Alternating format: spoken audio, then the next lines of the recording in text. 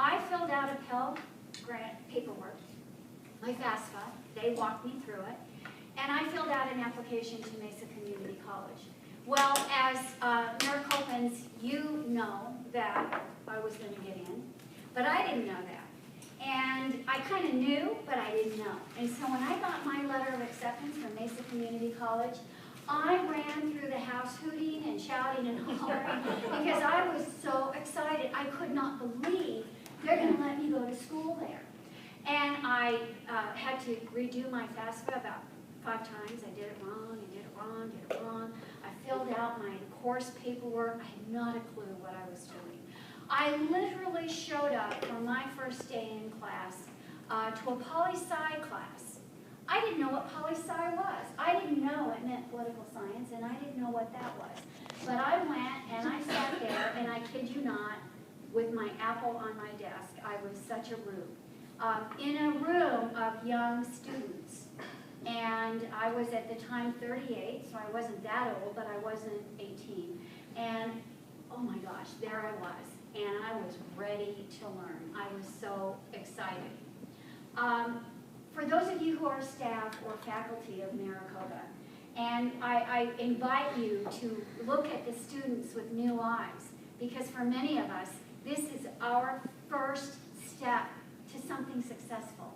This is our first accomplishment. When I left that first class, I was on cloud 9. I bet I did look like a rube. And I bet, and I wrote a paper in that class into it a few weeks, and the teacher wanted us to write our thoughts, a 1-page paper. This was kind of pre-personal computers, by the way. And so I wrote my paper, and I gave it all this thought, and I'm just like, ooh, this is great, and I turn it in, and I get it back completely blood red, completely covered in red. And the teacher said, I like your thoughts, but did you ever consider punctuation? Yeah, and I was horrified. I was so embarrassed because I had not considered spelling correctly or punctuation. I don't know why. I just didn't. And I thought, well, that will never happen to me again. That was the beginning of my 9-year process of education. That was the beginning of my life. I never turned in a paper like that again. I learned those kinds of mistakes, those kinds of lessons, step by step by step, with guidance from so many people willing to help me move forward and keep it going, from the community college in the district, to the school, to the teachers, to ASU, where I graduated with my bachelor's degree. Loved every minute of both, but it was hard-won little steps of success to try to get there. I also worked full-time the entire time, so I worked overnight. I worked at the Mesa Tribune as a district manager, so I'd go out to work at 2 a.m., work till about 9 or 10 a.m., go to school all day, go home, raise 3 kids, get dinner, and try to do homework in there. So to me, it seemed kind of normal. I was envious of those other students who really didn't have to do that type of a thing, but it was what I needed for me to grow my character, to grow my inner strength, to understand who I was. After I graduated from ASU with my bachelor's degree, I went back to that same Center for New Directions, who was funded by a fledgling Fresh Start, and asked them for a job, and they gave me a job. And I got to start working with the same woman that I was, and still was at that point, and providing some classes and interaction as I was still growing professionally. And at that point, I was providing classes at the University of Phoenix campus on Alma School, and our little office was in Mesa. And one night, I saw on the table a flyer about because ASU was fabulous, but for those of you who are grads of a school like that, it's a full-time job just to get there. I mean, to sign up for your classes and to go across campus and to park and all of this, it's a full-time job. And I knew I couldn't do my master's that way, nor did I really have aspirations for a master's at that moment. But I saw a flyer, and it was for a master's in counseling program there at that site in Alma School. And I thought, wow, what is that? So I started researching it. And I, again, oh, if I could just do that.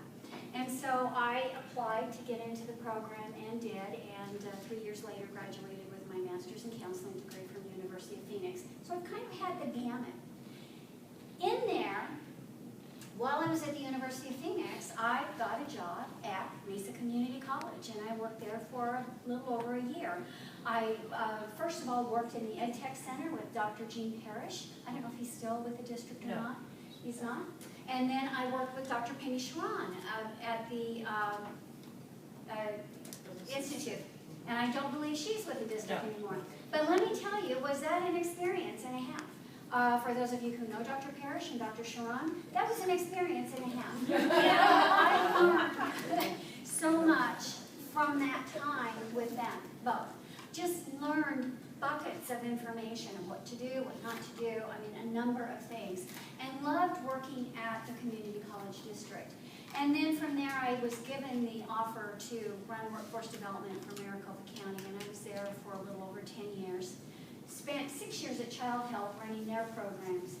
And then I started running some group homes for them, for young girls who are in the foster care system. They were there because they were either pregnant or already had babies.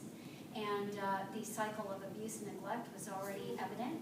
And so I was working those homes and started bringing young girls with their caseworker down to Fresh Start for a tour. I wanted them to know that there were resources, that they had options, that they had choices. Remember back in my thought, I didn't know why I didn't write that paper correctly. It's kind of a mantra that I like to say. You don't know what you don't know until you know you didn't know it, then you know it. And then you can do something about it. But sometimes we just don't know. And so these little girls, there's so much they don't have in front of them because they don't have a vision. They don't have a picture of, oh my gosh, I could be that. One little girl in particular, her mother was an active prostitute on Van Buren. That was an option for her. That was a potential. She's considering her options here, and that was on the table, because it's not so bad. Works for mom, could work for me. Devastating to us, horrifying to us. But to her, that's the vision, that's the picture, that's the opportunity she had in front of her. My job was to change that picture, was to give her, well, there's other things as well. And so I started taking them to Fresh Start and trying to negotiate with Fresh Start. Could we do a closed program for the young girls in this kind of circumstance? And at the time they said no. But during that time that I was touring my clients, the job opened up. And again, oh my gosh, if I could just do that, if I want to mitigate child abuse and neglect, if I want to make an impact in this community, the only way to do it is with the woman. Is you impact her, you're impacting all of us. You're impacting the community, society, employers, the tax base. You are making an impact, and we can do something about child abuse and neglect that way as well, if we pay attention to the woman holistically. And so it wasn't an easy process, but they would have it. They offered me the job. I've been there a little over 3 years.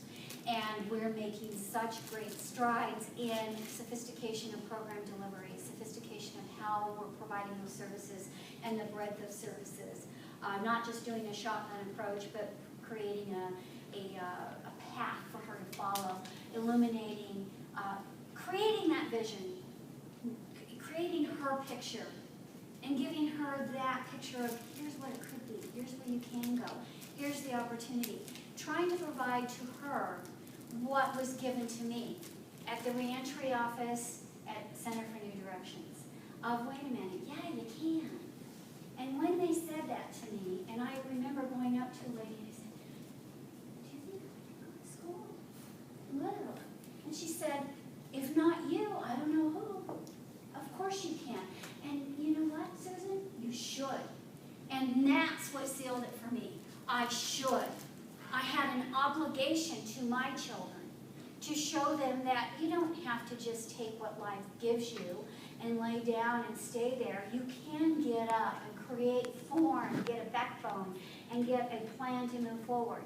Now, like our clients at Fresh Start, they do the work. They're doing every bit of the work. We are not doing any of it for them. But we are providing tools, ideas, support, structure. We're illuminating a path so they avoid the cliff and they avoid the falling rocks, and maybe they can avoid some of those mistakes that I made. We can share with them when you go to school, pay attention to that punctuation. You might want to look at that before they make the same mistake I made, or any other mistakes that we're aware of, that we can kind of guide them and help them to see them flourish and grow and go where they want to go. It's trite, and I don't mean this to be trite, but platitudes are platitudes because they're real, correct? But if I can do it, I know anyone can do it, because I am not a brainiac. I didn't have a clue. It took a village to move me forward and to help me along the way. What I did have was willingness to take a step. And as a counselor with my clients, my philosophy has always been, when she takes a step, I'll step right with her. Step by step, we'll go together, shoulder to shoulder. When she stops, I stop, period. When she stops, that means she's full, she maybe can't absorb anymore, maybe she's not ready for that next step. That's okay. Seeds are planted, it's okay. Let her stop. When you see students in the district office or in the classroom, and understand that maybe it is their first opportunity to have a moment of success, and maybe inside they're like, yay! Even though I don't know if any of you are in financial aid, but if they come back in for the 5th time and ask the question over and over again, it's okay, because that was me. Let me tell you, the next year, I walked into community college, signed up for classes, and they said, well, you know, you have to pay. I'm like, oh, no, I have financial aid. It's okay. Did you apply? Well, no, I did last year. Do I have to? I mean, literally, that's okay. So that's where I was. Ashamed to say it. We fall down in life for many reasons. We all have our challenges. We all have issues in our past, in our history. Some of our fathers leave us. Maybe some parents have passed away. Maybe we were abused as little ones. I mean, there's a myriad of stories, but we also all have wonderful things in our lives, opportunities and skills and abilities. And it's all about taking that and shaping it. I'm going to go back to a brief story, because also as I was raising my children and before I started college and started on my path, and even during some of that time, I was having a very abusive relationship. It was hostile and abusive and negative. And it wasn't with a man, and it wasn't with a parent, it was with me. And one of the things I like to talk with our clients about, and I ask them, how many of you in a relationship? And 1 or 2 hands go up. And then I challenge them. Who were you in the shower with this morning? Who were you in the car with today? If you go somewhere by yourself to the grocery store, who are you talking to? Who are you having an ongoing dialogue with? Guess who? You're in a relationship of the most significant kind. And as a counselor, the psychobabble we've all heard, you must love yourself before another can love you. Well, that's true. I believe that. But I never knew, well, how do you do that? How in the world can you do that? And so through my counseling practice and exposure to other people, I've learned a technique where it's kind of an inner child piece, but protecting myself as a little one so I can love her when I couldn't love her. I could love her, and wait a minute, you're not going to love her that way, because our maternal instincts are so strong. So if I can visualize her and always know that I'm working with her and taking care of her, I began slowly to nurture her. And when I started having these terrible conversations inside my head that no one, by the way, would have known, because I was always very nice and smiling, but no one knew it. But when I started having that, I started going, wait, would I talk to her that way? No. And over time, I learned how to be more nurturing and loving to her, and pretty soon she became me. And I don't do that anymore. I don't beat myself up anymore. I'm not always the best to myself either. I can't say I've arrived anywhere, but I have learned that I'm okay. And I've got a long ways to go and a lot of mountains to climb yet, but I'm okay where I am. And I have learned to love myself, because quite frankly, if I don't love myself, no one else is going to. And that's one of the lessons and one of the philosophies that we're imparting to our clients at Fresh Start. And what a privilege to have a role of any kind in their worlds and in their lives. To be able to impart any kind of knowledge that I have. Now, as the CEO, I don't get to see them very often, one-on-one or in group. I teach a couple of classes, but I don't get to do that very often, which is a good thing, because as a counselor, I'm better as a program designer than a counselor, because I'm like really chop. But it's a privilege to design programs that I believe are going to enhance her world significantly, because I am her. And I think about what would I want if I walked into this place. For those of you who have not been to Fresh Start, and I would love to invite you down, meetings, a tour, whatever you'd like. But it's a beautiful facility, and it's a little intimidating. And then we have a catalog. I brought some for you in case you're interested. But what does this look like? Looks like your course catalog, doesn't it? And, you know, quite frankly, when I opened the community college career, I'm like, yee, I went to poli-sci. I mean, so we have a catalog of workshops that really is impressive. And yet when I look at it, I go, where would I start? How would I even begin? And I might throw it down and walk out, because it would be too daunting for me. So we have tried to structure some really easy ways for her to engage with us while using this, but not being overwhelmed, not being overpowered. So it's really exciting to be her, to know her inside out, and to be able to serve her from that vantage point. The other philosophy that we use at Fresh Start is, and I use this with staff a lot, and I love food, it's all about food, is that we're laying out a banquet of services. So if we have the banquet, and we have the roast and the turkey and the potatoes, and I hate that plate, by the way. I mean, my plate is way big. So I'm like, wow, I don't know. But if we have the banquet with all the fixings, and a client walks up, like I would have, to take an olive and skitter away because she's not worthy, she doesn't know what she needs, she doesn't know she needs to use punctuation, she doesn't know yet enough about what she does need to be able to self-select. And so we encourage her to participate in the banquet and take it all, heap your plate, and come back for seconds. Because when you're feeding yourself and you're investing in yourself, you are investing in your children, you're investing in your community and in your society. And we're also doing a lot of services. As I said, I also spent time at Child Health, focusing on child abuse and neglect.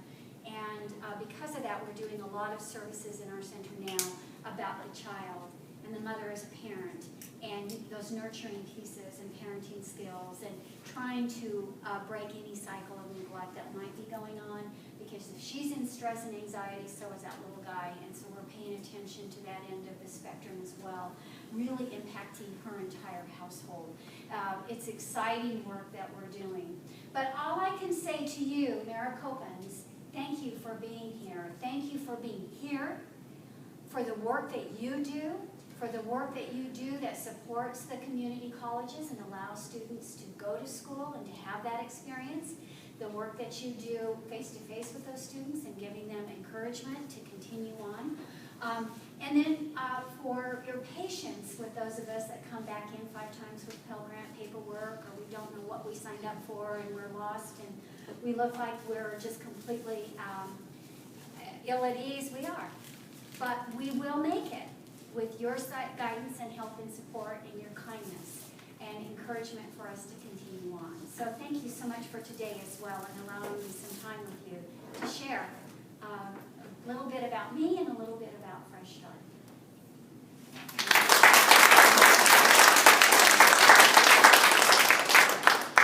Perhaps you have some questions that you would like to ask, or you have an inquiry about Fresh Start or about Susan's journey.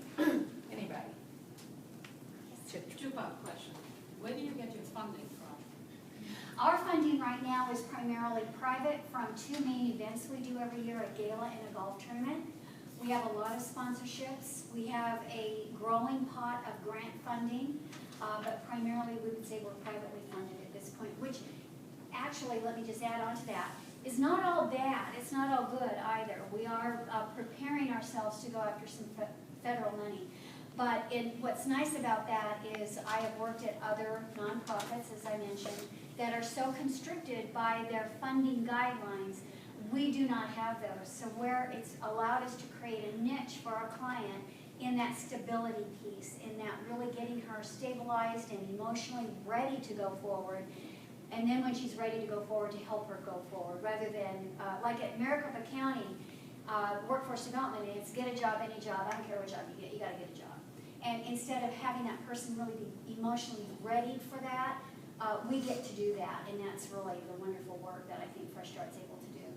And the second part is, how do you get your clients? How do folks know that you exist? I would say probably a good 75% is word of mouth, referral. The other is we do have, we enjoy a good reputation as far as some services. We do have a reputation, I'm going to be candid with you, that we've had a reputation in the community of fluff and stuff among other service providers, because we started with hair, makeup application, and wardrobing. That was our kind of our origin. And because of that, it was fluff and stuff. Well, it really is not now. But I think most women hear about us through the community. Every trimester, we have a catalog that comes out on a trimester basis, and we have a community breakfast, a partnership breakfast, where 60 or so partner programs come in, tell what their services are, and pick up boxes of these catalogs that they take back and provide to their services, to their clients. So there's a lot of referral, a lot of cross-referral going on. We have, as I said, we serve a little over 5,000 women every year, and that's an individual count. About 27,000 visitors come through our center every year. So we're busy. We're pretty busy. Community breakfast, when is that held? That is right before every catalog comes out. We can send you information about that, and love to include you. Thank you. Yes, ma'am. What is your next event and where? Like for the gala? Our gala is on February 21st at the Biltmore. And we have Joe Torrey as our honorary speaker. Do you know who he is? I didn't either. But everyone else does. He's a big sports figure. The Giants coach, I think. But anyway, those who are kind of connected to sports. He runs a domestic violence program back east because he was a victim of domestic violence as a child in his household. And so he's coming to speak about that. We're very excited. Our gala, one thing Fresh Start knows how to do is a gala, and it is black tie event every year, band, wonderful. We will net $1 million at our gala this year, and that's almost unheard of anywhere. So we also have, I just had our golf tournament in November, and our men's board puts that on every year, and that's also very exciting. So those are our two major events. Are your workshops open to any woman of any socioeconomic background, or are they predominantly for women who may come from a domestic, violence background, or maybe, coming straight out of a prison background, or, looking for a re-entry into the marketplace background? Are they women that are looking for a fresh start, or are they open to all women? It's open to all women. We actually, because of our funding model, we take some demographic information from our clients, but there's no eligibility. We don't even take citizenship. We just don't care. We don't care about her income level, anything. So it's for any woman, anywhere. I will say that most of our clients in the center, probably 40-some% experience domestic violence. We have a pretty good critical mass of chronic homelessness. We have a population of SMI individuals.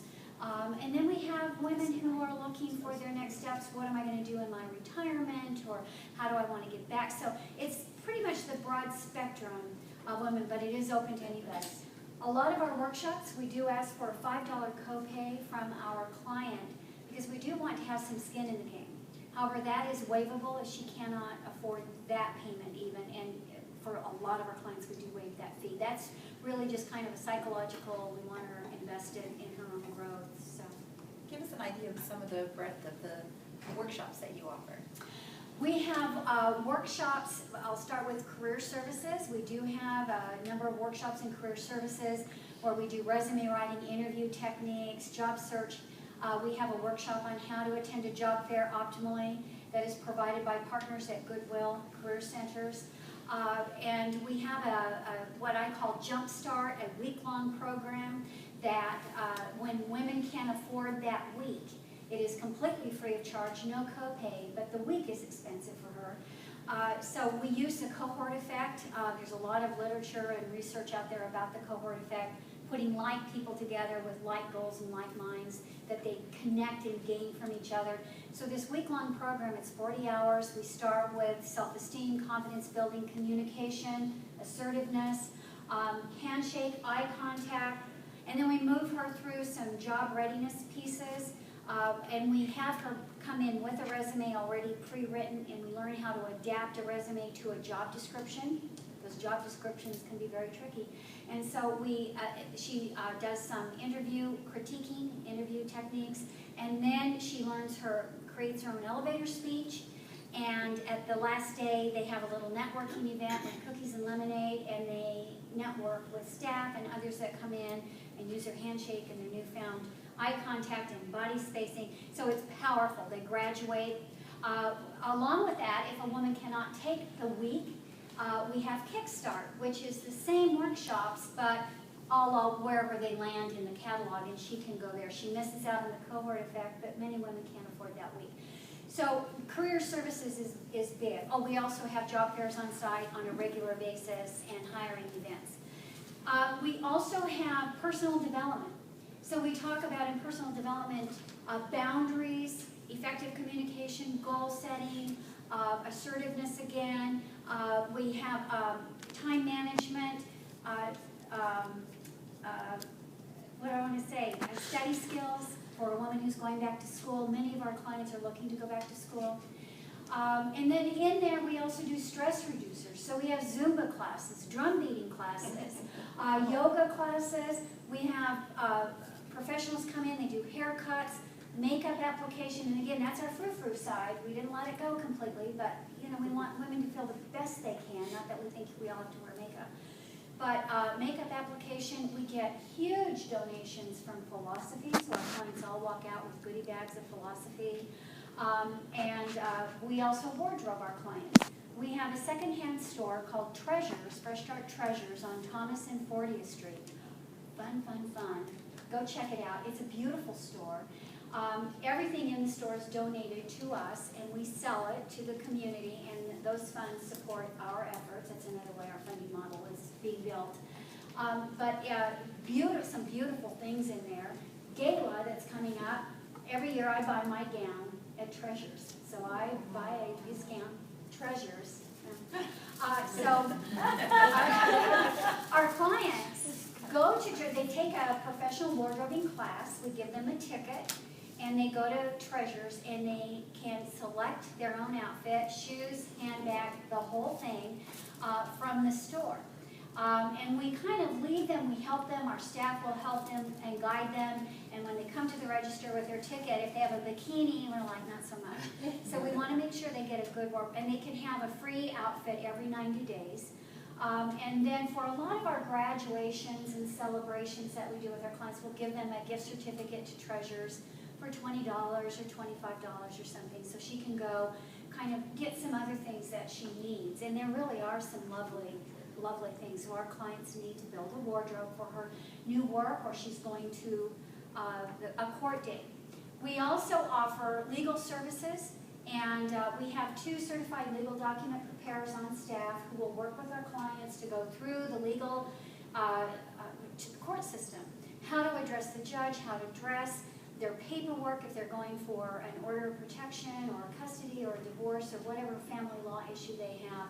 We also have a number of lawyers who volunteer their time at the center to see our clients one-on-one, and that is really a heavily used services. And then I would say the core of what we do is We ask our clients early on to go to your Fresh Start. That's the name of our orientation, and she can take it. It's every day at noon, and what it is intended to do is to get her excited. I want her to not, when they come in our doors, you can see this, a victim posture almost. Okay, I can't do this on my own. I guess I'm going to ask somebody for help. You know, it's like, oh. And really, what I believe to be true is, whether she knows it yet or not, she just did the most powerful thing she could do. And she said, you know what, I'm going to make change, and you're going to help me. And you're going to give me some tools, I'll do the work, but come on, let's get it going here. And so she was just powerful in her own stance on doing that. And in your Fresh Start, I want her to know, wow, okay, I'm ready to go. I want that. I'm not going to take the olive, I'm going to take the roast beef. And really get excited and move forward. And from there, we have her meet with a resource specialist who will address her immediate needs, if it's food or transportation or housing, or if she's in crisis, we'll get her to the right place and we will immediately ameliorate her crisis. And then we have a team of social workers, MSWs, who work for us, and they work with our clients one-on-one on barrier identification, barrier resolution, goal setting, next steps. They will work with the client as long as necessary. Some of them work with them for several years, some of them, whatever the client's needs are. And they do everything up to and bump against counseling. We're not a counseling agency, so we do watch that carefully, but we do have some partnerships of counselors that come in and do groups. We have groups on the second half, so I'm over 50 or over 45. What's next for me? What do I want to do next? How do I transition into retirement? We have financial workshops, the Own It class done by the YWCA on how to budget, how to manage your income, how to do your banking, investments, getting ready for your retirement, and home ownership by looking at credit correction. And so we have a number of things. We also have a leadership series that goes on once a month on a Friday morning. We have a different speaker every month come in to talk about a topic, pretty high-powered stuff, and usually have about 100 women in there for that, and we have breakfast for them. So we have a number of seminars and activities and series. We have a Speak Her series. It's Speak Her, H-E-R.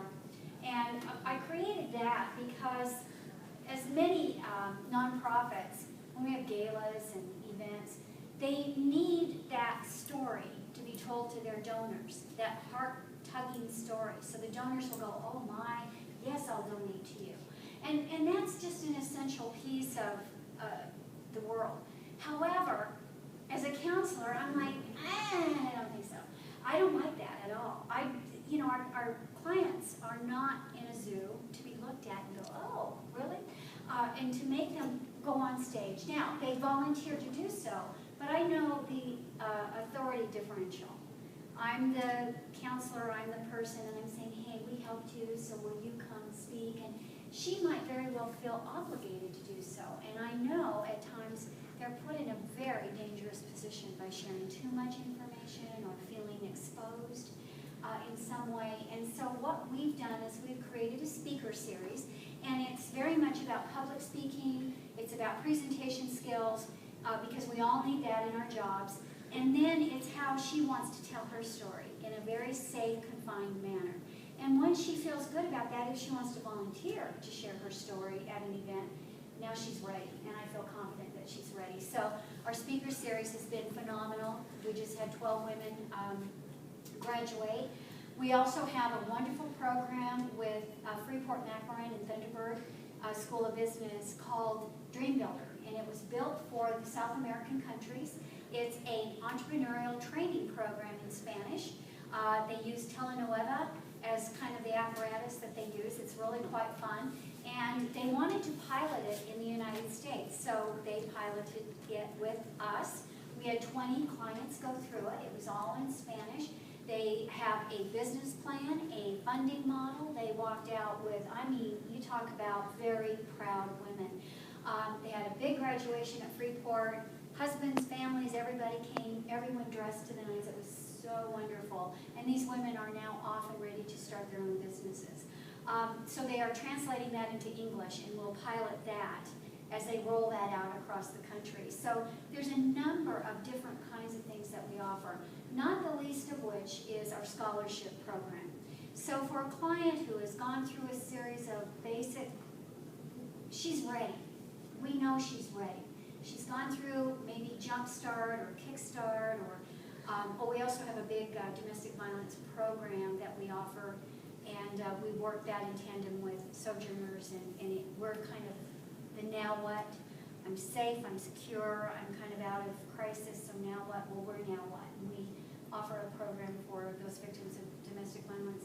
But our scholarship program, last year we expended $126,000 in scholarships for women to go back to school, certificate, degree programs, whatever their needs are. We have a board committee that approves those, and it is such a privilege to send them to school and to have them complete. We have a client who's speaking at Gala this year. She went to and completed her master's degree on our scholarship program over the last few years. She is now an employed MSW, and she's coming to speak on our behalf. So we see a lot of great success that way. And we also were just awarded 5 full-ride scholarships from Apollo. And so for the University of Phoenix, this year we're going to be able to send 5 women who are ready for either their bachelor's or master's degree. And I'm like, well, where were they when I went to school? But, I'm still paying. But, so it's exciting.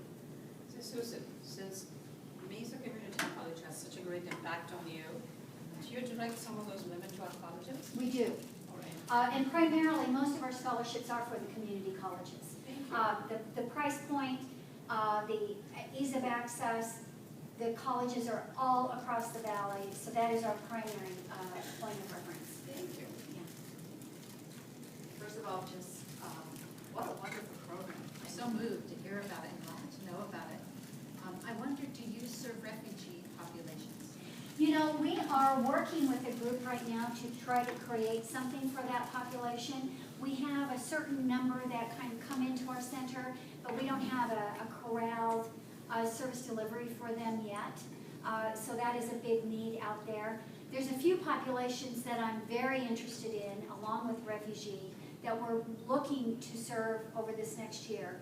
One is female veterans, homeless veterans. A huge issue in our community, in our society, huge issue. And then women in the jail system. AWE, you're probably familiar with AWE, Arizona Women Education and Employment. They do a lot of work in the prisons, and so I think they do a good job of that. So we're looking with Maricopa County to go in and provide some services for women who are in the jail system, who are there because of domestic violence. Because many of them are in jail because they've done something for their abuser, delivered drugs, or you know, did the getaway car, or whatever, I don't know. But, you know, and so they don't have the wherewithal to provide those services, and we do, and we want to transition, because they'll be in jail for less than a year, of course, and we want to start there and transition them into our center. Big population, though, for us is domestic violence, and again, we're the now what point in time. And we don't have the housing, we don't have the crisis intervention other than the good referral piece, but it's okay, I'm in Sojourners, I'm safe, or I'm about to leave, now what do I do? So we do some safety planning and goal setting with them, and we have some very corral and focused pieces for that population as well. But the refugee population, we got on our radar. The other piece that we did, I told you at Child Help, I ran group homes for those young girls. And I will tell you, when I took those over, and I know I'm talking way too much. That's one more minute. Okay, 1 more minute. Child Help asked me to do an evaluation of the group homes, and I'm a counselor, I can do that. I walked in, and these little girls were broken, broken, broken. And I'd never seen a broken soul before like that, and I was just devastated. And they scared me to death, and I thought, how am I going to do this? Well, not to get into the details, but what happened was I fell madly in love with these little girls. Madly in love with them. They never loved me back, don't get me wrong, but I just absolutely, they're so important to us, and to make a difference there if we can, because they have no options. So we have started a new program called Girls Thriving. It is based on the movie, the documentary that Intel put out, Girls Rising. I don't know if you've seen it or not. Have you seen it? Because I have a copy of it. It is about the impact it makes to educate a girl. And they follow 9 girls from across the world. It is so phenomenal. I'll share that with you. Yes. But, so we thought, we have so many options in the United States, and yet we still have an issue. And so we thought our role is to do something about girls and education. So we started a program along with Intel called Girls Thriving, and it's for girls 13 to 18 years of age. It's about empowering those young girls to make better decisions, to set some goals, to overcome barriers. And it's for the most part girls who are in the foster care system or dealing with some adverse situations. A lot of them are in a domestic violence situation with their parents. Many of them right now are the daughters of our clients, and they're coming from all around our community, and that is becoming a big need that we're seeing. So we're excited to be able to serve young girls. I keep hoping that I'll see one of the group home girls come in the door, but they haven't as yet. But we also have a responsibility to make an impact there. And then the other impact that we are making is we have a child watch center on the site. We watch the little ones for the mothers while they're in classes. And as I said, we're doing more and more to make that a holistic program for mom and child. But we are pursuing our license. We adhere to all the licensure for daycare center, but women cannot leave the site without their child. So we're not licensed for that. We are pursuing our license. So when a woman needs to go to an interview or a court date, she can leave her child with us. And that is in response to the recent issue here in Maricopa County. That was just devastating because that impacted me. I thought, what would I have done? And I don't know. I hope I would have done something different. To be honest with you, I can't speak to what she did or didn't do, but what that landed me at is what would I have done as the employer? And I'm ashamed to say I probably would have said, oh, next, because I would have seen shades of things to come. And yet I might have ended up with a great employee if I had allowed some latitude and some flexibility there. So I thought, well, Fresh Start's role should be that our mothers should be able to leave their child there for a few hours while they're off doing something like an interview or a court date, and we can safely take care of her children and have them there. And our goal this year for Child Watch is that the mothers right now bring their children, put them in Child Watch while they're in a workshop. I want them to also say, I'm going to bring Johnny to Child Watch for this activity, and while he's there, I'm going to go to a workshop. So it's as valuable for the child as it is for the mother, and we're very, very excited about that. I love having those little guys around. Is that awesome?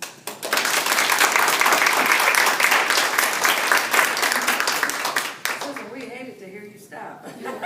We probably could have listened to this on and on and on because the program is just phenomenal from what we have heard. It seems like there's been no stone unturned. So everything's been touched. There's no reason that a woman can't make it, given she knows the path. So thank you for coming to help enlighten us Thank you for so that having we can enlighten others. We be enlightened ourselves, enlighten others to help along the journey. So Maricopa has its journey, but we have partners out there that help women.